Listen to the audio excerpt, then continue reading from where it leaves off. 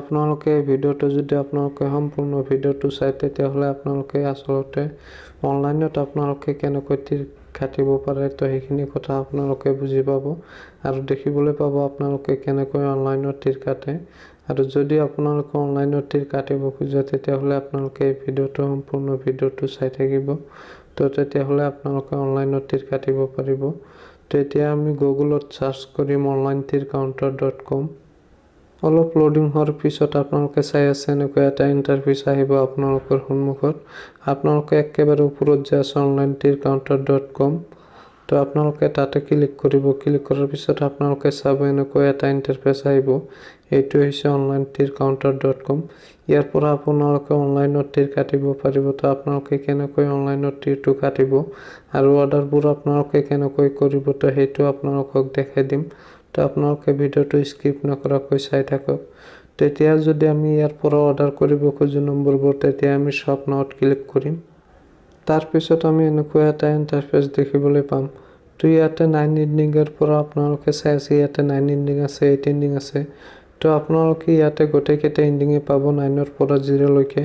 তো আপোনালোকে যদি এণ্ডিং কেইটা চাব খোজে তেতিয়াহ'লে আপোনালোকে স্ক্ৰল কৰি নিচফালে যাব। তাৰ পিছত আপোনালোকে গোটেই নম্বৰ কেইটা দেখিবলৈ পাব স্ক্ৰল কৰি নিচফালে গ'লে।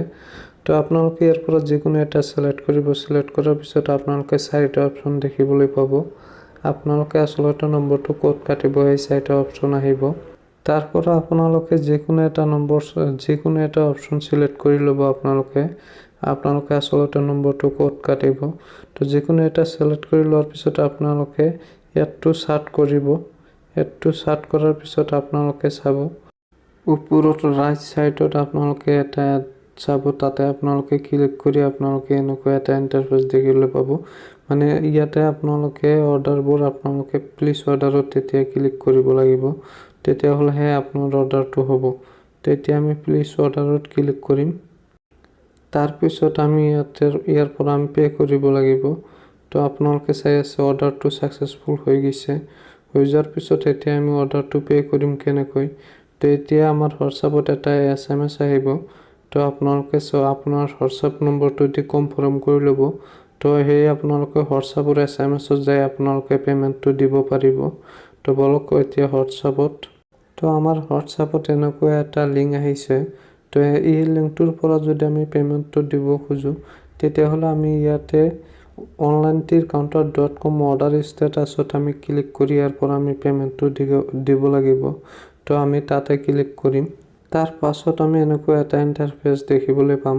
তো ইয়াতে 3টা অপচন আছে। আমি এই 3টা অপচনৰ ভিতৰত যিকোনো অপচনৰে আমি পে কৰিব পাৰোঁ আৰু আফটাৰ আমাক পেমেণ্টটো কেনেকৈ দিব সেইটো আপোনালোকক ক'ম। যদি আপোনালোকে পেমেণ্টটো পায় তেতিয়াহ'লে আপোনাৰ হোৱাটছআপত আপুনি পে নম্বৰটো তাক দি দিব আৰু সিহঁতে আপোনাক পেমেণ্টটো আপোনাৰ পে নম্বৰত পেমেণ্ট কৰি দিব। আফটাৰ 30 মিনিটৰ ভিতৰত আপোনালোকে আপোনালোকৰ একাউণ্টত পেমেণ্ট পাই যাব। সেইটো 100% জেনুইন। তো আপোনালোকে ভিডিঅ'টো চাই নিশ্চয় বুজি পাইছে আসলতে আপোনালোকে কেনেকৈ অনলাইনত তীৰ কাটিব পাৰে।